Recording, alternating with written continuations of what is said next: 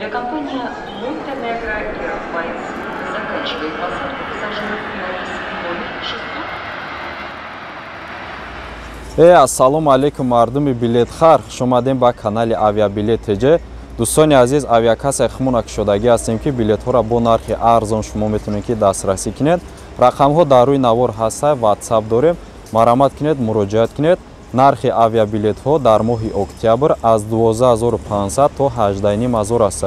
Дар WhatsApp муроҷиат кинед, мо билета бо нархи арзон ба шумо гирифта метем.